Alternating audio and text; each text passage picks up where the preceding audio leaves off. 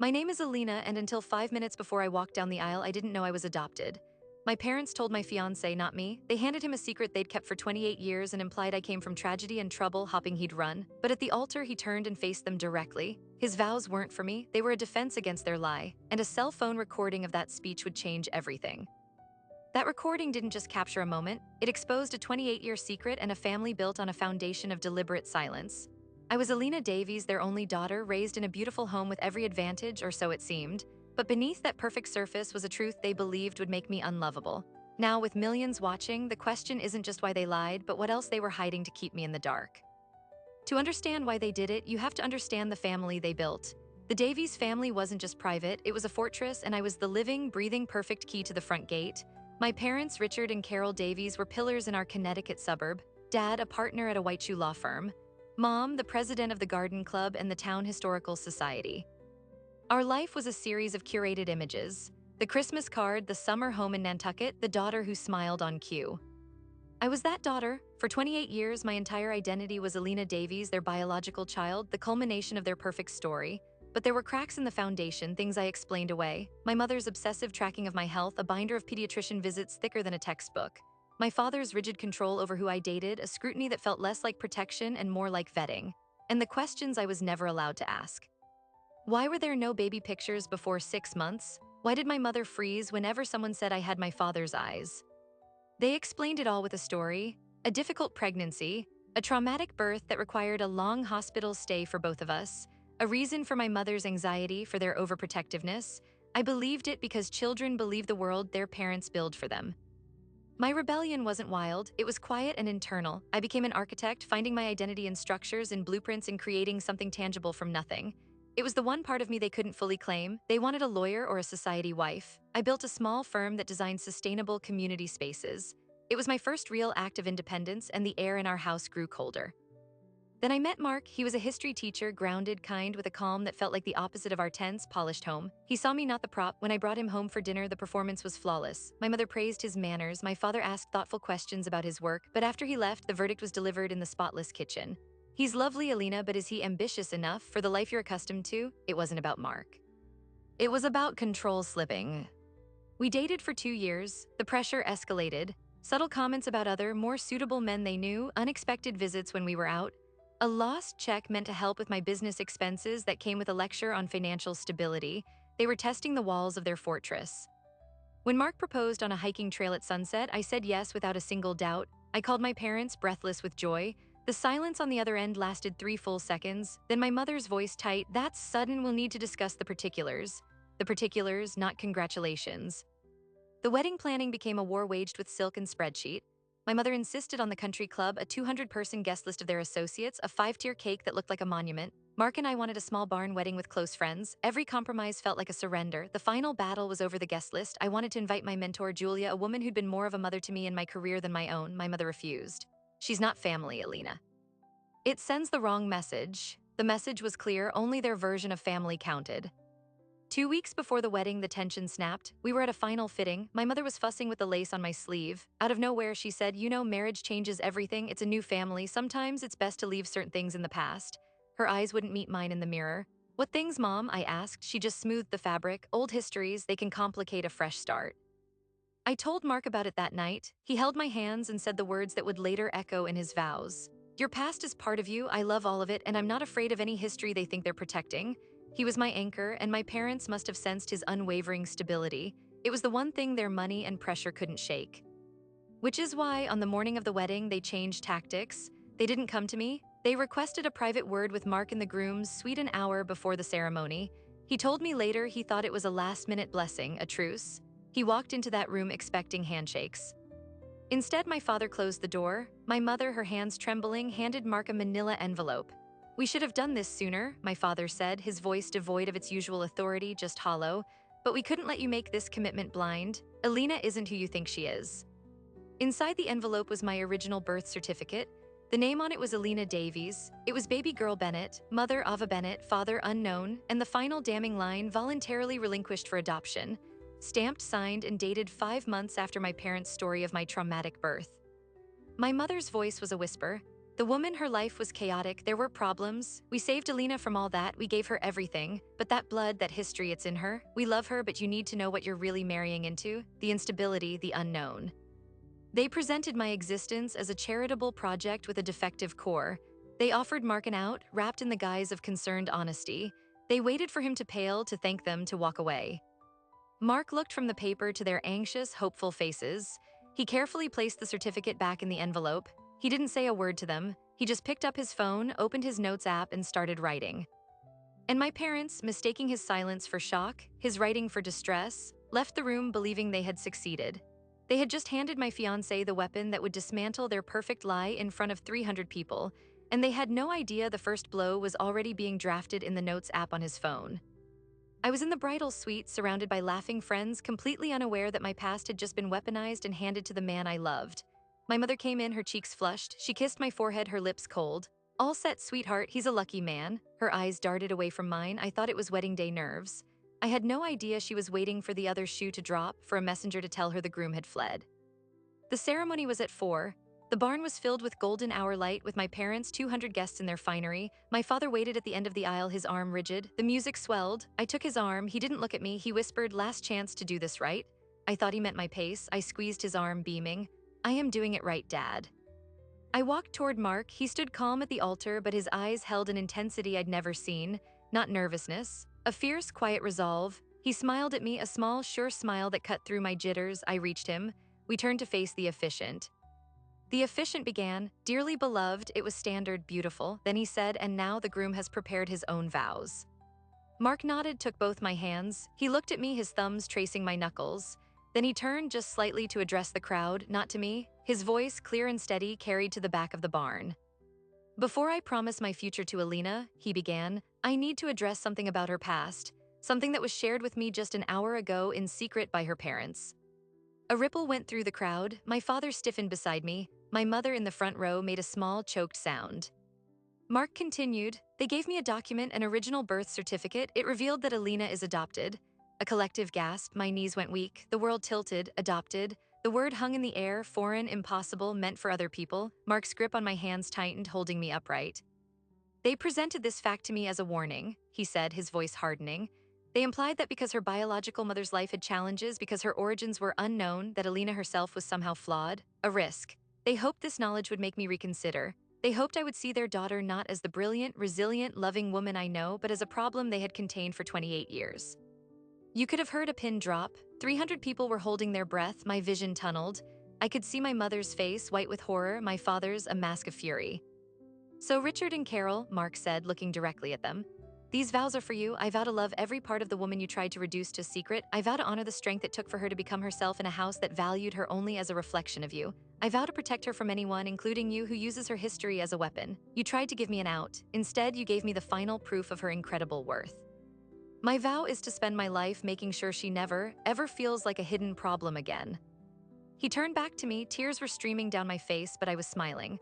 The happy crying face the world would later see. He leaned in, his voice for me alone now. "And Alina, I vow to you that our family will be built on truth. You are not baby girl Bennett. You are Alina, my wife, and your story is yours to tell whenever and if ever you choose." The officiant, recovering, hastily said, "And do you, Alina, take Mark?" "I do." The words came out strong, clear before he could finish. A quiet laugh bubbled through the tears. "I absolutely do." He kissed me. The crowd erupted, not just applause, a roar of emotion, of catharsis. People were on their feet crying, but in the front row my parents sat frozen, 2 statues of shattered porcelain. The reception was a surreal bubble. Everyone swarmed us, hugging Mark, touching my arm, their eyes wide with the shared secret. My parents were there, ghosts at their own party, smiling brittle smiles, accepting congratulations they didn't feel. They had lost control of the narrative completely. And then the phones came out. A guest, a cousin of my mother's, had recorded the entire speech on her phone. She posted it to TikTok before the cake was cut. The caption read, "Groom shuts down bride's parents who tried to sabotage wedding with adoption secret. I have chills." The algorithm caught it like a spark in dry grass. By the time Mark and I were leaving under a shower of sparklers, the video had 100,000 views. By the time we got to our hotel room, it had 500,000. We didn't know, we were in our own world. I woke up the next morning to a phone buzzing incessantly, texts from numbers I didn't know, friend requests by the hundred, Instagram notifications in the thousands. Mark's phone was the same. He showed me the video. There it was, my face, my tears, his unwavering voice. The comment section was a firestorm. This man is a legend. The parents are monsters. As an adoptee, I'm sobbing. Who does this?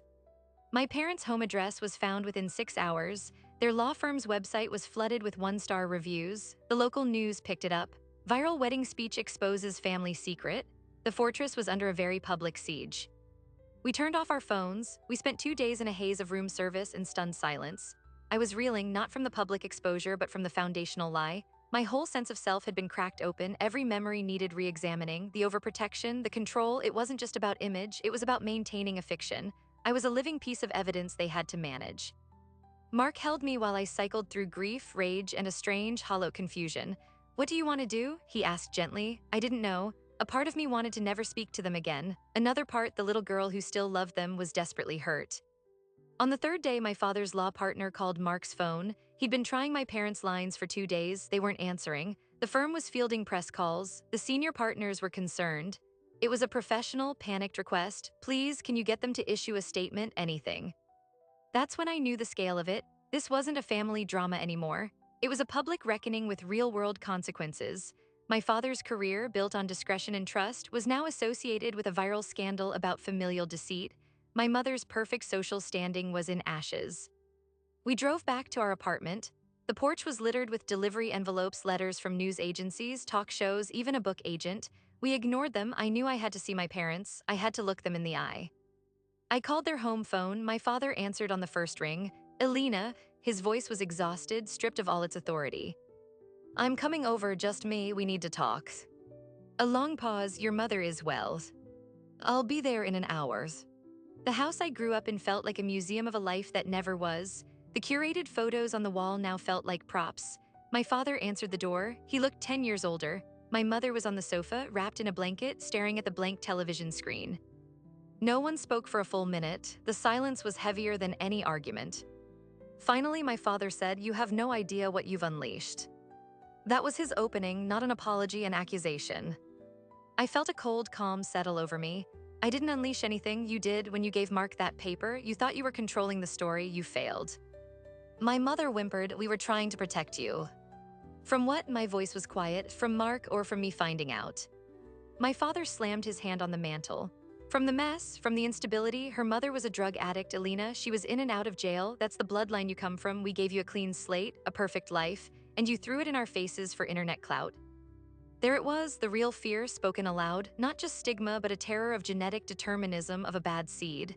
They hadn't just hidden my adoption, they had buried a biography they saw as a contagion.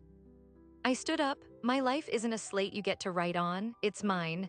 And you don't get to decide what parts of me are acceptable. You especially don't get to decide who loves me based on your prejudices." I walked to the door. I turned back. The video has 7 million views now. People are asking who Ava Bennett is. They're looking for her. If you wanted to keep that history buried, you did the one thing guaranteed to dig it up. The color drained from both their faces. In their panic to control my future, they had potentially ignited a search for the very past they'd spent a lifetime hiding. I left. As I drove away, my phone buzzed. It was a message from an unknown number. The preview read, "Elena, my name is Chloe. I think I'm your biological half-sister. I saw the video. I need to talk to you about our mother." I stared at that message until the screen went dark. A half-sister? The past wasn't a ghost, it was a person texting me. I showed Mark. He read it, his face serious. "This is your decision," he said, "but you should know whatever you choose, it won't stay private, not after the video."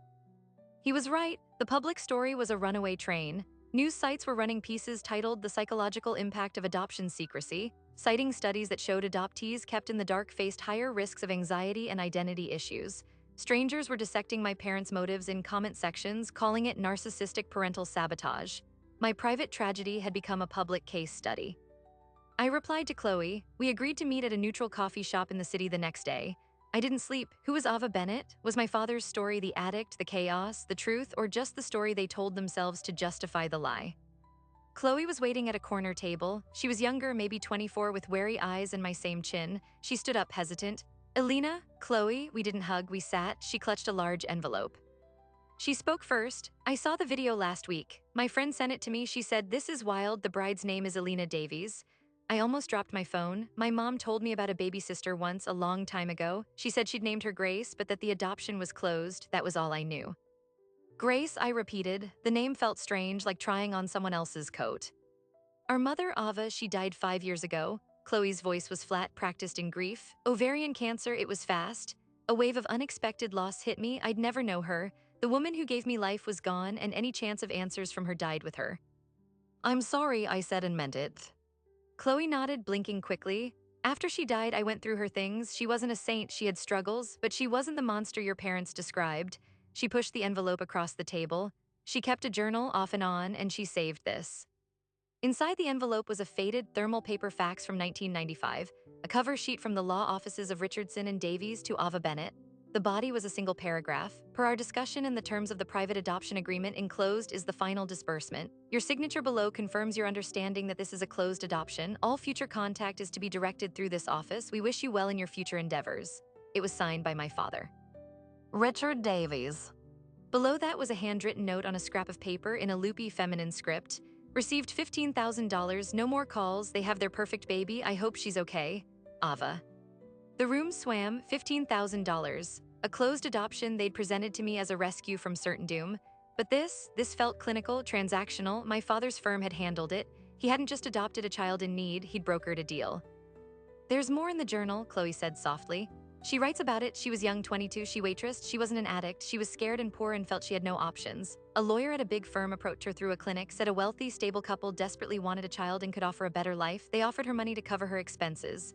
She took it because she thought it was the right thing, but she always wondered. She wrote, I hope they tell her about me someday. I hope they don't make me a villain. They did, they absolutely did. They turned her into the villain to sanctify their own heroism. I drove home in a daze. The foundation of my life wasn't just cracked, it was built on a different bedrock entirely. I wasn't a charity case saved from a fire. I was a premium product, sourced and secured, with a non-disclosure agreement baked into my origin story. Mark listened, his anger a quiet, simmering thing. You have to confront them with this, he said. They don't get to hide behind their fabricated narrative anymore. I didn't want to, I was exhausted. But he was right, I called my father, no pleasantries. I met my half-sister Chloe, I have Ava's journal and the fax from your office, we need to talk, the real story this time. He was silent for so long I thought the call dropped, where he finally whispered. Our house tomorrow 10 a.m. They arrived together, a united front of defeat. My mother looked fragile, my father looked cornered. We sat in our living room. I placed the fax and a photocopy of the journal page on the coffee table. My father looked at the fax and closed his eyes. My mother picked up the journal page, her hands shaking as she read Ava's words. I hope they don't make me a villain. You did, I said, my voice trembling. You made her a monster to control me. You paid her off and then used her as a permanent threat. Be good or you'll end up like her.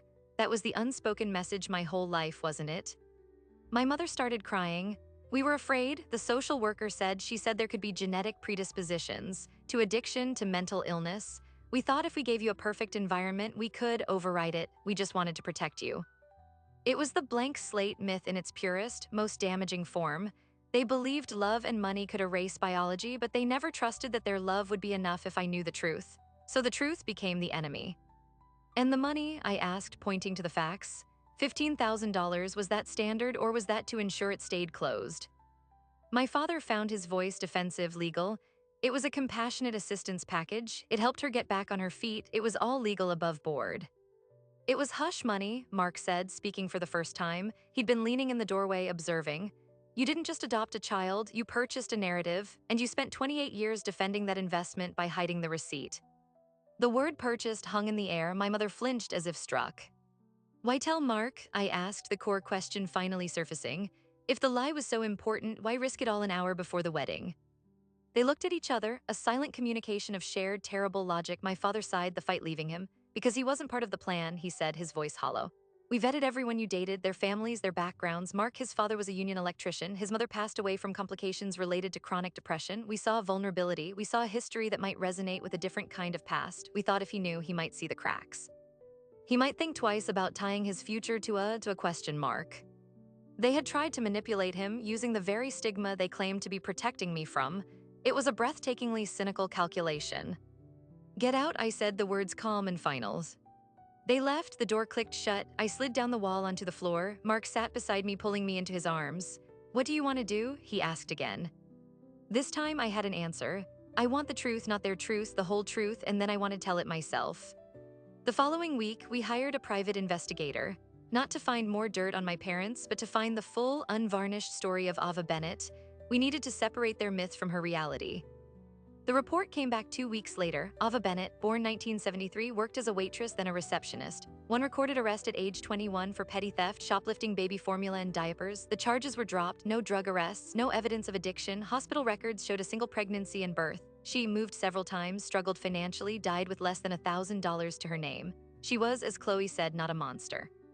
She was a young woman who'd been in over her head. Armed with this, I made a decision. I would write it all down. My story, from the fractured fairytale to the viral vows to the facts in a coffee shop. I would publish it as a long-form article, not for revenge, but for sovereignty, to own my narrative before the internet permanently owned it for me. A major online publication offered a contract. They wanted the exclusive. The headline would be "The Viral Bride," reclaiming my story from the lie that made me. I was working on the first draft when my father's lawyer called. It wasn't about the article, it was about a trust. "Your parents," the lawyer said, sounding uncomfortable, "wish to formally amend the family trust. There are provisions related to your adoption status that they feel are now obsolete and inappropriate. They would like you to review the changes."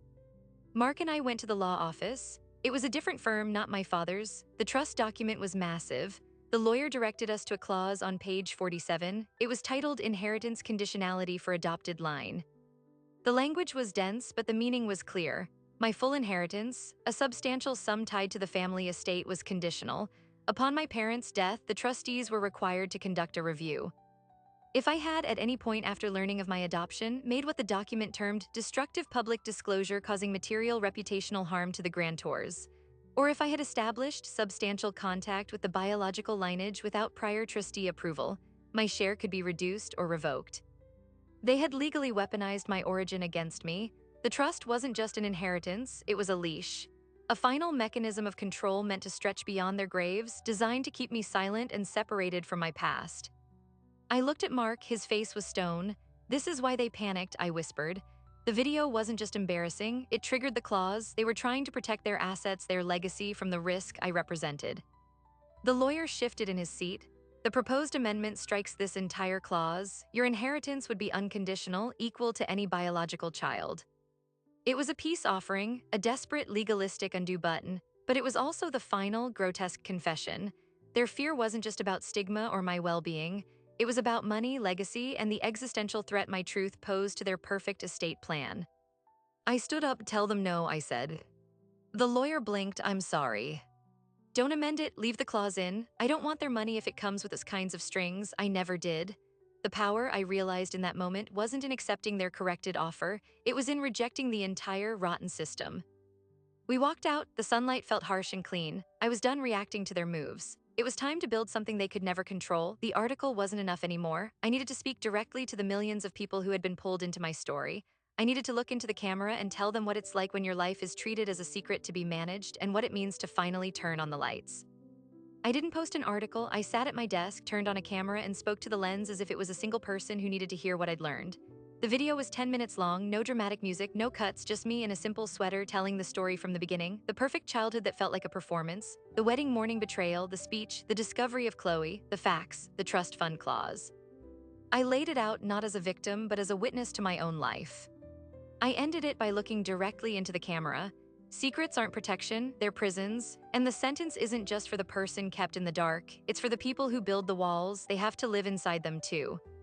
I uploaded it. The response was different this time. The outrage from the wedding video morphed into something more nuanced. Thousands of comments from other adoptees. "I'm 40 and just found out. My parents told me my bio mom was dead. She's alive and living in Ohio. The conditional inheritance, my God, I think my family has that too." My story became a key that unlocked 1,000 others. My parents watched it. I know because my mother emailed me, one line, "We are so sorry, we will respect your distance." It was the first apology that didn't come with a but. It was an acknowledgement of a boundary. It was progress measured in millimeters. Chloe and I started having dinner every other week. It was awkward, then slowly comfortable. We shared no childhood memories, but we shared a mother's handwriting, a certain laugh, a love for terrible reality TV. She was applying to nursing school. I helped her with the application essays. We were building something new from the rubble of the old story. 6 months after the wedding video, my father took an early retirement from his firm. The official reason was to pursue other interests. The legal community gossip was less kind. My mother resigned from all her board positions. They sold the house in Connecticut and moved to a condo in Florida, a quiet disappearance. I didn't hear from them, but Aunt Lydia, my mother's sister, would call occasionally. They're humbled, she'd say. They're in therapy, it's slow. Mark and I focused on our own foundation. We used a small portion of our savings to start a modest grant fund named the Ava Bennett Grant to help single parents in crisis with housing deposits or utility bills. It wasn't about erasing the past, it was about changing its echo. Then the final surprise arrived. It came in a plain manila envelope with a North Carolina postmark, no return address. Inside were two items: a faded color photograph of a young woman with a wide, hopeful smile holding a tiny baby wrapped in a yellow blanket. On the back, in that same loopy script, Grace, 3 days old, love you forever. The second item was a sealed letter addressed in the same handwriting to my daughter, Grace. My hands shook. This was from Ava. Chloe confirmed she'd never seen the photo or the letter. She had no idea who sent it. The postmark offered no clues. I held the unopened letter for a week. I put it on my desk. I moved it to a drawer. I took it out again. What if it contained another truth that shattered the fragile peace I'd built? What if it was a goodbye or a confession or a wish I could never fulfill? Finally, on a rainy Sunday, with Mark beside me, I opened it. The paper was thin, the ink slightly smudged. It read, "My dear Grace, if you're reading this, you're grown. I hope you're happy. I hope you have people who love you. I'm writing this the day I sign the papers. The lawyer says it's a closed adoption. That means we won't know each other. That hurts more than anything. I want you to know 3 things. 1, letting you go was the hardest thing I will ever do. It wasn't because I didn't want you. It was because I wanted more for you than I could see from where I was standing. 2, you were loved from the very first second. You are not a secret. You are a hope, my hope. 3, wherever you come from doesn't have to decide where you're going. You make your own path. Be brave, be kind, don't let anyone make you small. Love always. Your mother, Ava." I cried, not the shattered crying of the wedding day, but a deep, cleansing release. She hadn't been a villain or a saint. She'd been a young woman who made an impossible choice and spent the rest of her life hoping it was the right one. Her words were the antithesis of everything my adoptive parents had built. Where they offered control, she offered release. Where they saw risk, she saw hope. I never found out who sent the letter. A nurse from the hospice where she died, maybe, or a friend she'd given it to for safekeeping who saw my story online. It didn't matter. It felt like a message that had finally found its way home 28 years later. With that letter, the last piece of the story settled. I had my bookends, the fearful transactional secrecy on one side, the painful, loving release on the other, and in the middle was my life, finally mine to shape. Last month, my mother called. Her voice was timid. "Your father, he's reading a lot about adoption trauma. He wanted me to tell you." I thanked her. The conversation was short, polite, a bridge made of toothpicks, but it was a bridge. Chloe got into nursing school. We celebrated with takeout and champagne in my living room. She calls me Alina, not Grace. She is my sister, a gift from the wreckage. The viral video still gets passed around. Every few months, someone rediscovers it and it gets another 500,000 views. The comments are always the same. I cry every time. Where are they now? This is what real love looks like. And that's the final, quiet irony. My parents tried to use my adoption to break a bond. Instead, they created a testament to a bond so strong it could withstand that weaponization. They tried to bury a truth, and in doing so, they gave it a megaphone. I don't know if my parents and I will ever have a traditional reconciliation. Some fractures are too deep to fully mend, but we have a new understanding. They are in their condo, living with the consequences of their choices. I am in my home, living with the freedom of mine. The door between us is not closed, but I am the one who holds the key, and for now, that is enough. It is more than enough, it is everything. This is where the documentary would traditionally end, with resolution, with lessons learned, with a looking forward. But real life isn't a documentary, it keeps going after the credits roll. So what is the story really? Is it a wedding speech, a family secret, a viral moment? It's all of those things, but underneath it's a story about ownership. Who owns the truth of your life, who gets to write the first chapter, and who gets to decide when or if the next one begins. For 28 years, my parents owned my narrative. They wrote the characters, set the scenes, and carefully omitted the prologue. They believed that ownership was a form of love, that control was a form of safety, but love that requires secrecy isn't love, it's curation. And safety that's built on a foundation of fear isn't safety, it's a trap. The moment that foundation cracked, the moment my father handed Mark that birth certificate was the moment the ownership transferred, not to Mark, but to me. His speech wasn't him taking over my story, it was him handing me the pen. For the first time, I held the messy, complicated, beautiful truth of my own existence, and I got to decide what to build with it. I built a bridge to a sister. I built a boundary with my parents. I built a life with my husband on a promise of radical honesty. I built a small grant fund in the name of a woman I never met to turn a transaction into a translation, of pain into help, of secrecy into support. The research tells us adoptees face higher risks. Stigma, anxiety, questions of identity, those studies aren't wrong, but they don't tell the whole story. The risk isn't in the adoption itself, it's in the silence that so often surrounds it. It's in the unspoken shame, the hidden papers, the conditional love. The wound isn't being adopted. The wound is being treated like your origin is a problem to be solved. If you take one thing from this, let it be this: you are not a secret to be kept. Your history is not a weapon to be used against you. Whether it's adoption or a past relationship, a financial struggle, a health diagnosis, a dream deferred, any part of you that someone insists must be hidden to be loved is a part of you they are asking you to betray, and you owe no one that betrayal. My parents live in Florida. Chloe is acing her nursing exams. Mark and I are talking about maybe starting our own family someday on our own terms. The video still circulates. I still get messages. Some from people saying my story gave them courage to ask hard questions. Some from parents, adoptive and biological, asking how to do better. The conversation continues, and that's the point. Secrets end conversations, truth starts them. This isn't a story with a villain and a hero. It's a story about fear and courage and how sometimes they live in the same house, in the same heart. It's about the families we're born into and the families we choose, and the long, often painful work of weaving those threads together into something that finally feels whole. If this story connected with you, if you've ever felt like a supporting character in someone else's script, I want you to know you can rewrite it. Start with a single sentence. My truth belongs to me. Say it until you believe it, then live it. Thank you for listening to mine. If you want to hear more stories about reclaiming your own narrative, make sure to subscribe. I'll see you next time.